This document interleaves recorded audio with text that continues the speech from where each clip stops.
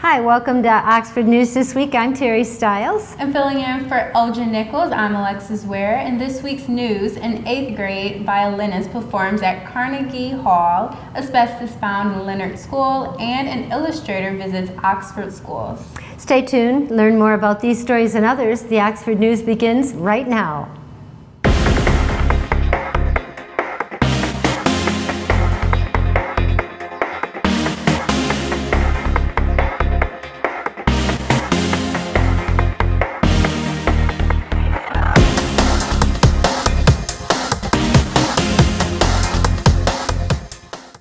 In a 7-0 vote, Oxford Township Planning Commissioners recommended the approved proposed zoning ordinance amendments. The amendments are about permitted and special land uses in the agricultural zoning district. Special uses recommended for elimination include oil and gas extraction, recreational vehicle storage, temporary housing for seasonal labor, cider mills, fertilizer, feed and/or storage sales facilities, to name a few. Some Northeast Quadrant residents believe the amendments don't go far enough to protect the rural character where they live. They are worried about the density and increased traffic. Resident and former Township Commissioner Callie Rosner-Meyer wants to eliminate all institutional uses, including schools, churches, and foster care. Asbestos was found in a crawl space beneath Leonard Elementary, and the district has taken action for its removal over spring break. District Superintendent of Business Operations Sam Barna said the asbestos presents no danger to students because it's not accessible. Volunteerism was a topic at the Oxford Addison Youth Assistance annual breakfast meeting last week. Keynote speaker of the event was the Chief of Oakland County Youth Assistance, Mary Schuster Bauer, who stressed volunteers are a vital part of the fabric of society. Each year, 63 million people in the United States donate their time. This is according to the Washington, D.C. based independent sector.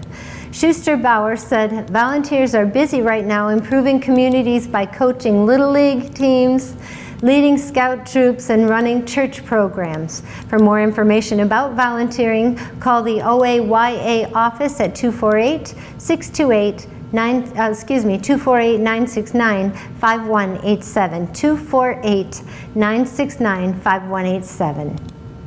4 Oxford school employees were awarded for their dedication to the district and students last week.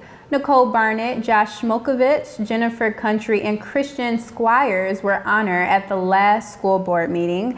They were chosen through results of surveys given to students, parents, and staff. All 4 of the staff also received honors and $500 from Oakland Schools and Michigan Farm Bureau Insurance. 20 nonprofit organizations have registered to participate in a fair on April 13th at the Emmanuel Congregational United Church of Christ in Oxford Village. The public is encouraged to bring non-perishable food items to stock the Oxford Orion Fish Pantry. The fair is an extension of the public Facebook page that Willock created last October. The page is called Volunteers of North Oakland County. Its purpose is to connect those who wish to volunteer with those who need them.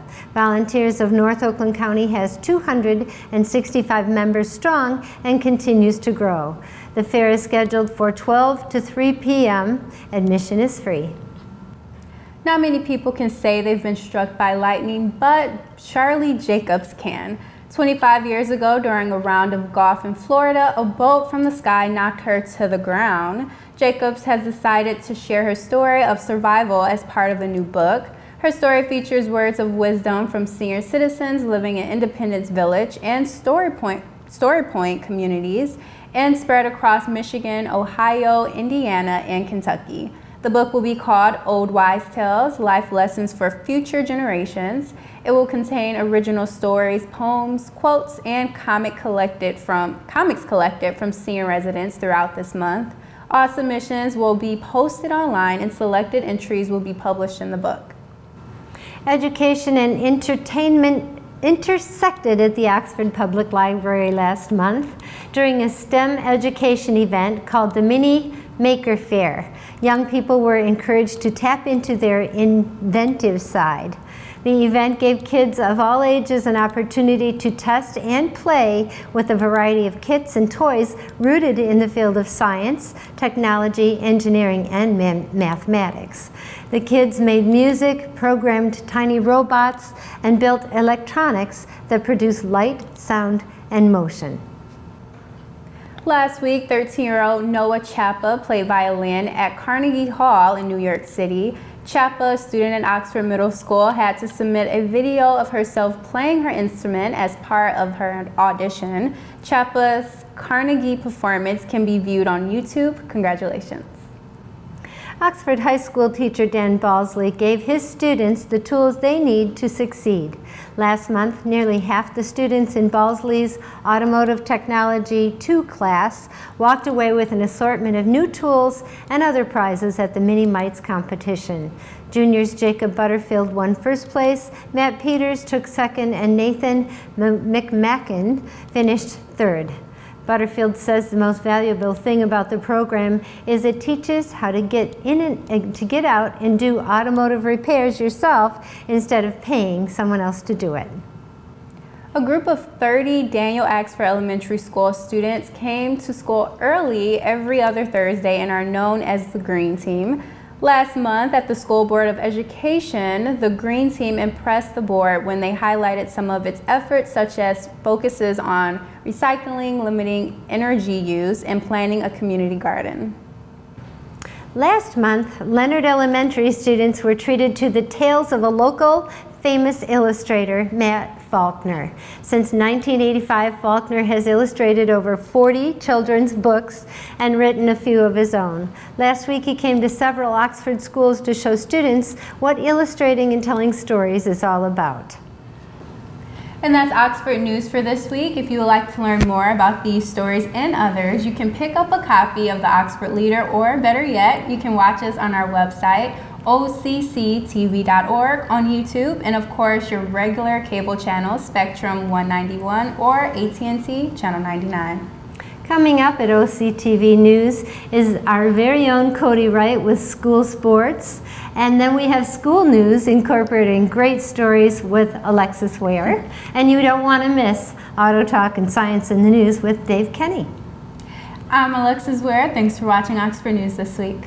I'm Terry Stiles, and remember, always be kind to your friends and neighbors, and thanks for watching. Do you love your community? So do we. Tune in our community access Monday through Friday, 9:30 and 1, and again at 7, Saturday at 9:30 and again at 7:30, and Sunday at 7. From new businesses to special events and everything in between, join the station that cares about our community. Welcome to Science in the News. I'm Dave Kenny, and these stories are taken from the publication New Scientist. In our first story, epilepsy support dogs seem to be able to smell when their owner experiences a seizure. Some people with epilepsy already have dogs that are trained to fetch help in the event of a seizure. But how these dogs know when a seizure is happening is unclear. There have even been reports of dogs predicting seizures before they happen, although this ability has never been verified in scientific tests. Amélie Catala at the University of Rennes in France and her colleagues have now investigated whether people give off a particular smell during epileptic seizures that dogs can recognize. The teams asked volunteers with epilepsy to wipe their hands, forehead, and neck with a cotton pad immediately after a seizure before placing the pad in a Ziploc bag and then breathing into the bag before sealing it. They also asked the volunteers to do the same after exercising or doing a calm activity. Using treats as rewards, the team then used these bags to train 5 mixed-breed dogs aged between 2 and 5 to recognize smells associated with seizures before testing them. In each test, the dogs had to choose between 7 scent samples from a single person, only one of which was collected after a seizure. Each dog completed 9 tests involving samples from people they hadn't encountered before. 3 of the dogs scored 100%. The other 2 identified the correct sample in 2/3 of the tests. This shows for the first time that despite People having different body odors, an epileptic seizure has a distinctive scent profile that dogs can learn to recognize. We don't yet know what molecules the dogs are detecting, but this is an interesting subject for future research, says Katala. Our next step is to try to see whether the scent is present before the seizure and if the dog can rely on it to alert someone, she says. Dogs' incredibly sensitive noses means they are much better than artificial methods for detecting subtle chemical clues. Wow. And in space, the main goal of NASA's InSight lander, which landed on the Red Planet on November of 2018, is to measure underground heat flow and seismic activity. Well, that isn't going quite as planned, but the lander is using one of its less important sensors to make the very first measurements of Mars' magnetic field from the surface, which may help us find water deep underground. InSight's main instrument, its seismometer, has not yet seen any signs of Mars quakes. The heat probe, nicknamed the Mole, is designed to burrow 3 meters below the surface before it starts gathering data, but it has hit an unexpected rock less than 50 centimeters below the surface and became stuck. Enter the magnetometer, which isn't even designed to study Mars directly. It's not primarily there for science. It's there to measure anything that might affect what the seismometer measures, says InSight scientist Katherine Johnson. But we're using it for science anyway. The first results were presented at the Lunar and Planetary Science Conference in Texas on March 19th. Unlike Earth, Mars lacks a global magnetic field, but it probably had one at least sometime in the past, which led to magnetized rocks in its crust.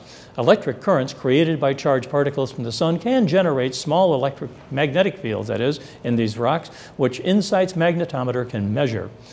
We can use it to probe how much water is locked up in these rocks, says Johnson.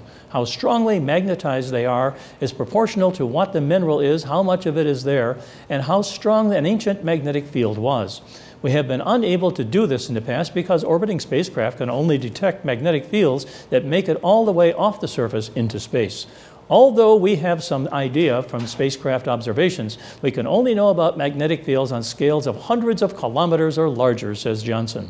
Because of this scale bias, we thought the small magnetic fields on the surface would be 10 times weaker than InSight found them to be. So far, we have only a few months of measurements, but as InSight's magnetometer continues collecting data, it may be able to determine how much water there is inside minerals under the surface and how strong the primordial magnetic field was. The loss of the field is probably why Mars shed its atmosphere and became cold and dry. So learning more about it could help us understand why the planet is so different from Earth today. Well, that's it for this edition of Science in the News. I'm Dave Kenny. Stay tuned to Oxford Community Television. You're watching OCTV.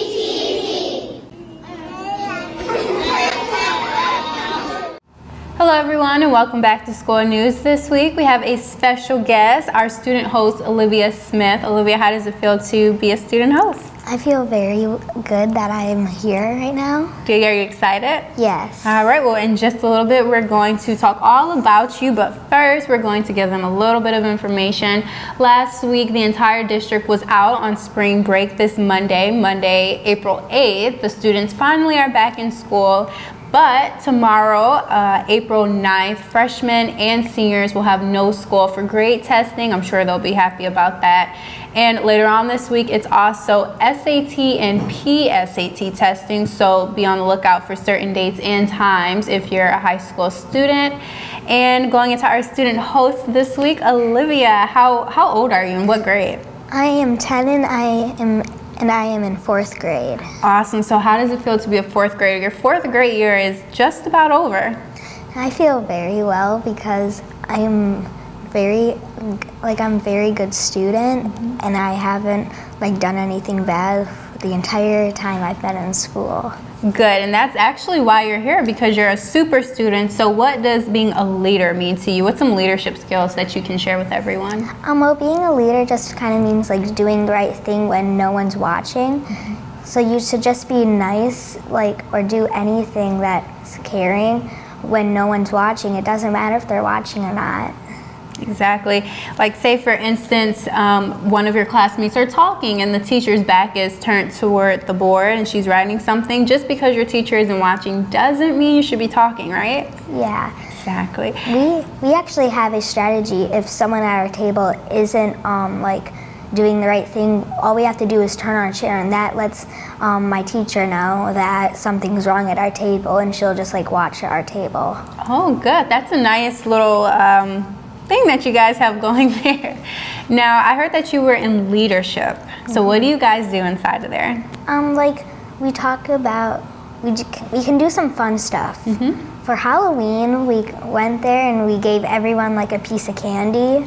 Fun. So, and like with leadership, we can do like small activities, and we talk about like what's been going on and stuff, and like how to change it. So what are some things that you have changed so far this school year?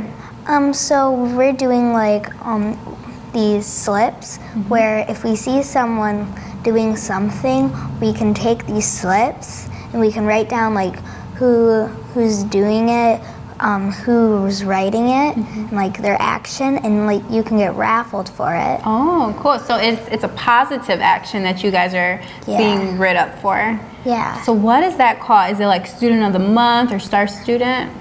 We have like, well, there's two things we do. So for the slips, like every Friday or so, our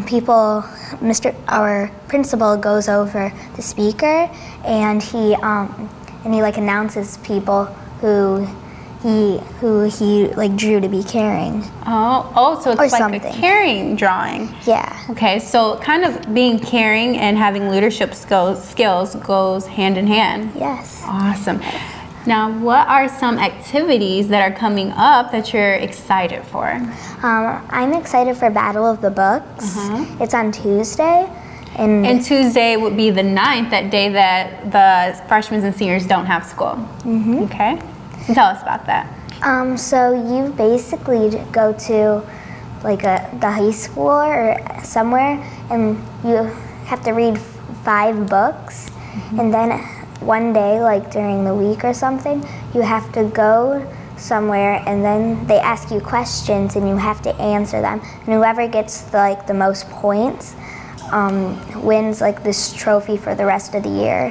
And it's only for 4th graders. Oh, and you're in 4th grade, right? Yep. So are you participating? Yes. And what are some of the books that we can be sure to recognize when we go? There's this Blastback Statue of Liberty book. Wow. Where the Mountain Meets the Moon, Gooseberry Park. And some more books. Yeah, it's a lot of books. Yeah. So. Now, you were also telling me before we started recording that you have read a lot of the Harry Potter books. And guys, these are very thick books. I haven't even read myself. So did you enjoy it? Yes. Okay, how long did it take you to read these ginormous books? 2 months. 2 months? That's really good for a 4th grader, guys. Now, do you guys do Lexile reading levels? Yes. Okay, so your Lexile level must be pretty big if you're reading Harry Potter. Yeah, I'm a V. But I could be higher. Okay, so what's some things that you're going to do so that you're higher next year when you go to 5th grade? I'm going to keep reading. I'm going to read like higher books and harder, like more descriptive and stuff, longer books so I can be higher. And my goal for the end of 5th grade is to be at a level C. Level Z? Now, are these levels based on like the alphabet? The further you go in the alphabet, the higher you are? Yeah. Okay, so you're pretty far down the road still. Yeah. Now, that is one leadership skill that you didn't even realize that you mentioned, which is to push yourself. Don't just, sit at the same spot and do what you already know you can, right? Yep. Awesome. Well, is there anything else that you would like to mention to everyone, or any PSAs you want to tell them? Keep being kind. And if you aren't, you should be kind, because you can make a difference by just being kind. Exactly. I love that message. That is a PSA for all of the high school students out there, elementary and middle school. Guys, you can learn a lot from the people around you and your classmates. All you have to do is, step up and take that leadership role, and you're on your way already, right? Yep. All right. Well, thank you, Olivia, for being our student host this week. We enjoyed having you. And if you would like to be a student host, all you have to do is contact us on our Facebook page at Oxford Community Television, or via email at manager@occtv.org. Until next time, I'm Alexis Orr.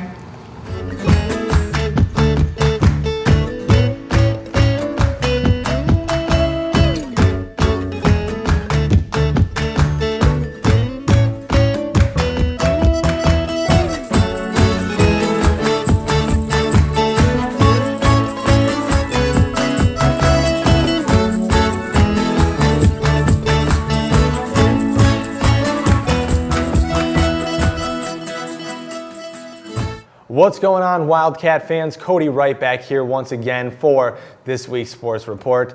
Things are very exciting right now with the start of our spring season last week. However, this week the athletes were all on spring break, so we don't have a lot to go over. We do, however, have a few details to fill in that we missed last week. Boys golf and track and field, so let's not waste any more time and check it out. First off, the boys golf team is said to be reliant on some upperclassmen talent this season. The boys are scheduled to compete in a total of 10 tournaments throughout the entirety of the spring. The boys are led by senior captains Keaton Cleland and Ryan Cobb. Coach Kelly says he is hoping that the boys will take wins in at least half of the tournaments this year. But for right now, he is still waiting to have a better idea of what they are capable of. We'll know soon enough. The boys have their first competition at Lapeer, the Lapeer Tune-Up Tournament in Metamora on April 12th. That is just right around the corner. So show your support and help our Wildcat golfers kick off their season right and make it on out to that event. And like I said, track and field, the big story is the girls have a very large team this year with a total of 86 athletes. Johnson and coach Michael Suderich say they plan on doing well in the 200 and 400 meter events, as well as the 800 meter race, which has some returning talent. March 27th was the very first track meet of the year, taking on Lake Orion. Although the girls did fall to a final of 82-46, 102 personal records were set for the girls throughout the course of the meet. So I guess it's safe to say we did not perform poorly. Everyone surpassed their potential. It should be exciting. This season is just starting out. The boys and girls will be back at it on April 10th here at home hosting Clarkston.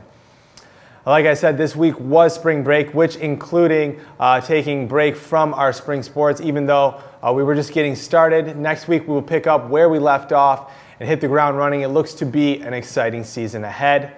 For any more info on these events and more, go to oxfordathletics.org. All of the past season scores, as well as future events, statistics, rosters, and more can all be found right there. That is oxfordathletics.org. While you're at it, might as well check us out at OCCTV.org. All of our coverage of these events and more can be found on our YouTube page, which you can access right there through the website. Once again, that is OCCTV.org. That's going to do it for this week's report. Be sure to tune in next time, as we will have much more to discuss from baseball, softball, lacrosse, tennis, soccer, and more. But until then, I want to thank you all for watching and remind you all to tune in next time. But until then, I'm Cody Wright. Go Wildcats.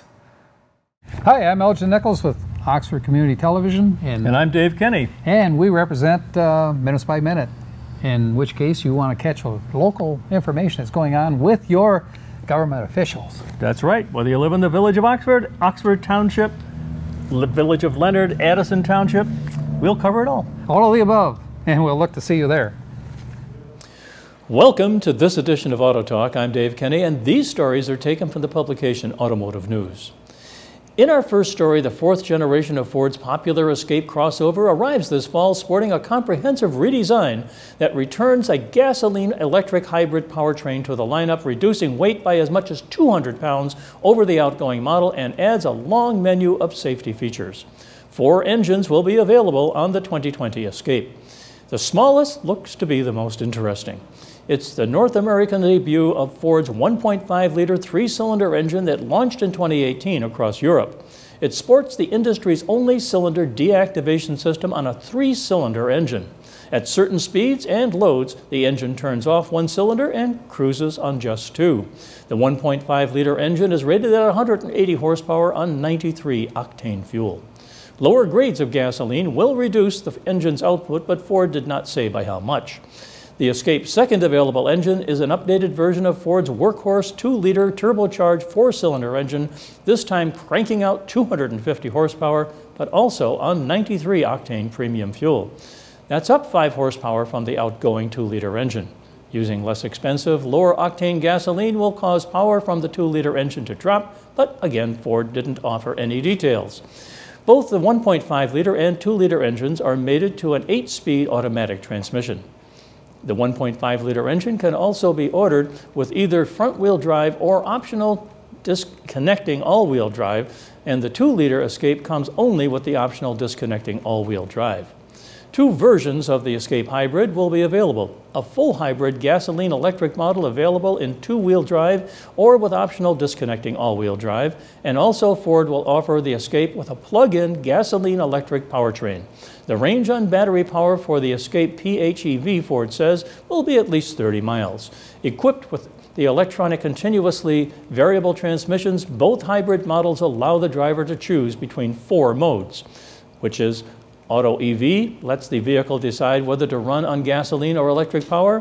EV Now enables the vehicle to run in electric-only mode. EV Later gives drivers the option of choosing the switch to gasoline power and save electric-only driving range for later. And EV Charge directs the power chain to charge the battery pack while the vehicle is being driven so that the electric-only range can be used later. The front-wheel drive Escape Hybrid has a top speed of 85 miles an hour on battery power, according to Ford. Ford says it's aiming for a range of at least 400 miles per tank on all models and trim levels of the Escape, topping out at least 550 miles of driving range on a tank full of gasoline for the Escape Hybrid. That would be tops among compact hybrid crossovers, but behind the Chevrolet Equinox diesel, which goes up to 581 miles per tank between fill-ups. All Escapes let the driver change the driving mode to suit terrain, weather, and driving preference. The menu includes normal, eco, sports, slippery, snow, and sand modes. Another standard safety feature is the Ford Co-Pilot 360, which includes lane centering and adaptive cruise control that will bring the Escape to a complete stop. The options include head-up display, the first time that has been offered in a Ford brand vehicle in North America, and driving data is projected onto the screen on a 6-inch screen, on the windshield on a 6-inch screen, that is. Other optional safety features are the second generation of Ford's Active Park Assist automatically parallels parks the Escape, while Evasive Steering Assist detects a slower moving or parked vehicle and, to avoid a collision, helps the driver steer around it. An optional 8-inch touchscreen is available on SE and higher trim levels, as is a 12.3-inch digital instrument cluster showing vehicle speed, fuel, and other information. On the recall front, Hyundai Motor Corporation is recalling about 20,000 Veloster vehicles in the U.S. and Canada because fuel can prematurely ignite in cylinders around the pistons. That can cause excessive pressure and damage the engine, increasing the risk of a fire or engine stall, according to Hyundai documents posted on March 29th by NHTSA. The recall covers certain 2013 Veloster vehicles equipped with a 1.6-liter turbo engine. During a January 2019 review of engine manufacturing and design history, Hyundai found that a software update for 2014 model Velosters Onward revised the ignition logic to reduce piston noise in the engine. In February of 2019, the automaker concluded that the software for 2013 Veloster vehicles could be more susceptible to causing premature ignition than the 2014 models. Hyundai said it is not aware of any related accidents or injuries, and dealers will install updated software. Owners will be notified starting May 13th. Well, that's it for this edition of Auto Talk. I'm Dave Kenny, and as always, may the wind be at your back as you cruise down Life's highways.